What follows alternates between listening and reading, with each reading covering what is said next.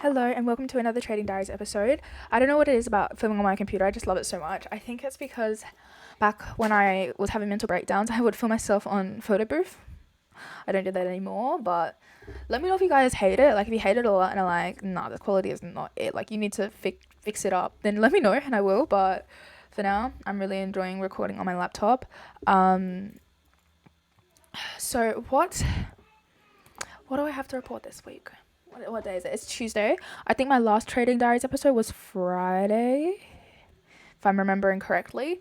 I can't remember what we spoke about, but this week I've been doing a lot more back testing. So I've been back testing daily actually, and also studying daily. I've been trying to really focus on being consistent with that. I haven't taken any trades this week.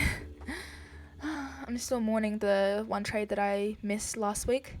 The second only trade that I could have taken this month. So I still hold that close to my heart, but whatever, it's fine. I apologize if I messed up the audio. The little cord got caught in my cardigan. What do I have to report? I don't know. This one's fun. I have a course now.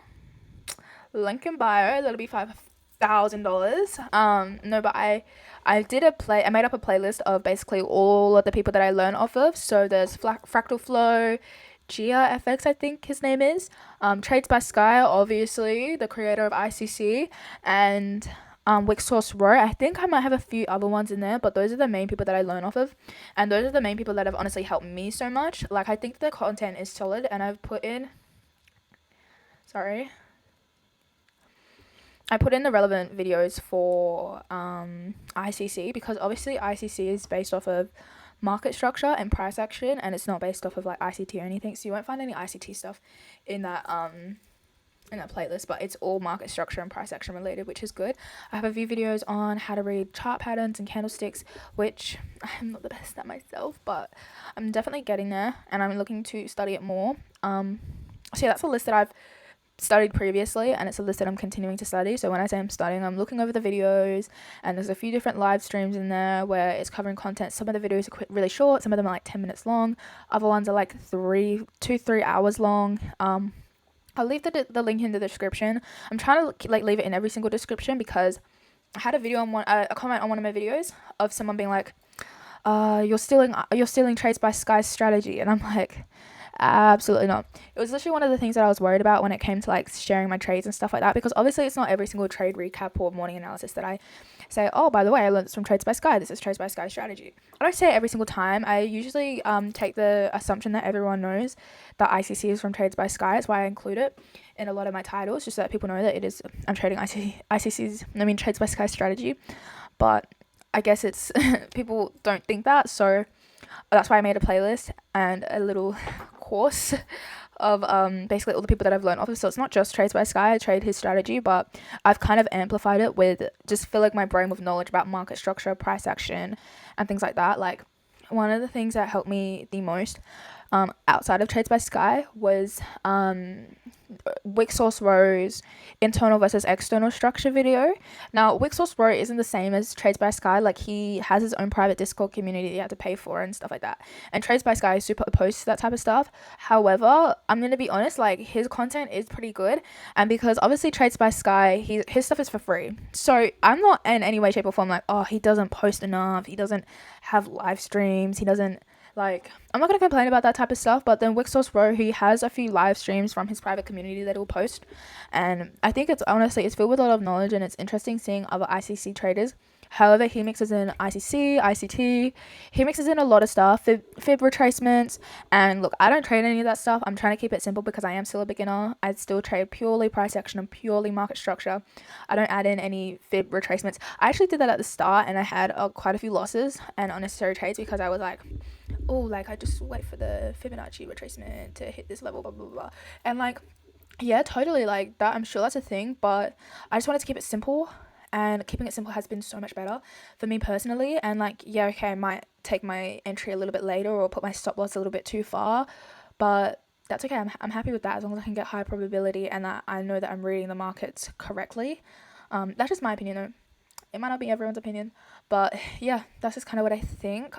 It might be something I look into in the future, but I'm not for now, and I'll tell you guys when I do. What else can we talk about? Yeah, so I've been recommending it to a few people. I haven't actually made like an official announcement. I think I did on my TikTok stories, but yeah, so if anyone wants it, it's on my YouTube playlist. It's called Trading Quote Unquote Course, because obviously it's not a course, it's just a bunch of videos. But I've learned trading for free off of those videos, so it is basically like a course. Like, but I know there's a lot of like chaos and a lot of noise around like YouTube when you're on YouTube University. Like when you're looking to learn on YouTube, there's so much noise and so many different people you can go to. So I just thought, like, let me just make it easier and like just give the actual quality content that's helped me personally. I will continue to keep putting videos up on there. Like if I find a really valuable video, I'll add it onto the playlist. But for now, those are the main videos that I'm studying. And those are those videos that I kind of like repeat over time to like kind of ingrain it in my brain. Especially Wix Source Rose live streams. Like, oh, they have a lot of information and like they're long, but it's also good. No complaints. What else? I feel like I have more to tell you guys. I've been backtesting a lot more. I posted my first backtesting session recap on YouTube. Now, I didn't record while backtesting, which I know a few people did ask me to do. So I apologize. But I'll have to do that later on. I just think because in that backtesting session, I wasn't like 100% like on the charts in the moment. I'm midway through a backtesting session, my second one of the day. But again, I've just kind of been on and off. So that's why I haven't really recorded. And usually when I do like my screen recording, I can just pause it. But when I'm like actually getting off and going, I can't just pause it and press play. It makes it a little bit harder. But yeah, there'll probably be a lot more of those videos during this week just because I'm finding that backtesting is helping me a lot, and I would love to hit like 5 years of data backtested and progressively improve my win rate, my overall win rate, because with TradeZella you can backtest and you can have your overall win rate, and you can have individual session win rates. So the one that I show on my videos, like I think the one that I posted was like 75% backtesting session, 75% win rate backtesting session, and that's just for the month. But I'd love to increase the one for the year, like that my not for the year but for my overall, like every single backtesting session I've done, which I've done over 2 years worth of backtesting sessions. And I have a 70 something percent win rate. It's like 71, like it's very close to 70. And I'd love to increase that to 80, from 80 to 90. Keeping in mind, I only take a few trades in a month, just because unless market structure is super clean and it's super easy to take many entries. But usually I only take a few a month, like a few a week. So yeah. I had something else to tell you guys. I swear I had like something so specific that I wanted to yap away about. I'm actually so annoyed. Like, what was this thing that I wanted to tell you guys? I'm not sure. I'm sure it will come to me. Oh, yes, I remember. Oh my gosh, I remember. I'm so excited. Okay. So, I've been thinking a lot more again about adding another instrument, and again trying not to rush. Like there's such a big part of me that's like, all right, let's just start back testing some data and like jump into trading a new instrument. But I know that's probably not the best idea. I'm looking to add one end of November, which feels like forever, but hopefully I'll be able to have a bit more data on like my gold trading so far, and I'll be able to fix up any emotions that have gone wrong, and then I'll add the extra instrument. But I'll probably start back testing it around about the start of November, just so I can have like a month to back test, and then maybe I'll back test like a year or two of data again. I'll have to like grind back testing like properly. That's why I'm trying to like back test a lot now on gold while I can, so that I can get my win rate up, hopefully get it to 80 at least, ideally, like over a long period of time, because obviously it's also including like the back testing data from like the start of when I did back testing, like quite a while ago, like when I like all the first mistakes that I was making, those like repetitive mistakes where I was forcing trades, where I was doing this, that, and the other. Like it's the same. What would you call it? It's the same like bottle of data, I guess. But anyway, I'll tell you guys kind of what I'm thinking so far for the instrument that I want to add in. So I know that, and you guys can correct me if I'm wrong, I need to do more research on it, but let me tell you, this is so messy. Let me tell you the overall. So I'm thinking, because I know that Trades by Sky is trading Solana at the moment, so I'm thinking either I'm going to add Solana or I'm going to add, I was thinking a Forex pair, but then I noticed that Forex pairs kind of trade within a range in a way. They definitely go up and down a lot. They're super volatile, which is great, especially for people who do like scalping. But for me, because I base a lot of my trades on high time frame trend. I'm not sure if Forex is going to be for me. However, I'm not against it. What the only Forex pairs that I'm interested in is probably GU. I don't really want to do GU. GJ, I think it's called. That super volatile one. I don't really want to do that one, but I was thinking GU could be good, or UA, the USD AUD pair, whichever one's better. I don't know. But yeah, that was what I was thinking so far. But again, I'm not 100% sure if I want to do Forex. But then other than that, I was thinking I'm very much leaning towards NASDAQ just because that's the one that Trades by Sky did trade over a long period of time. So it goes to show that there's longevity in there and the strategy works on it. So I already know that. I did backtest NQ in the past. I think I did 1 month back when I was deciding whether I wanted to do NQ or gold to start with. I did end up going with gold, and I'm definitely grateful for it. But I know that there is entries on NQ, and I've spoken to a few people about it, and yeah, I'm definitely dipping towards NQ, and potentially, this is not set in stone. I may change my mind because I haven't looked into the risk management side of it yet, but potentially I might start trading options on the NDX Nasdaq options, potentially. And I know there's probably a lot of futures traders that are like, why would you do that? Because I definitely heard people are like, oh, futures is better than options. I'm just purely like thinking from a leverage point of view. Options would be nice because I want to do funded accounts at some point. Definitely not yet, but I also want to trade a live account. So yeah, I don't know.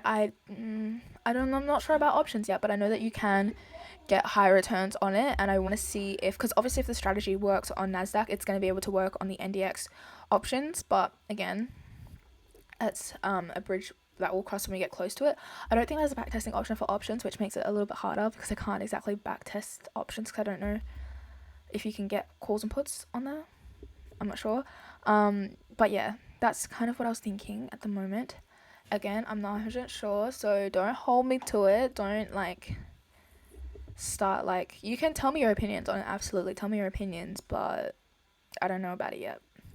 It's definitely a work in progress, but I'm definitely thinking about it because I see the returns that some people get, and I'm not sure if it's just beginner's luck or if it's they're over risking, over leveraging.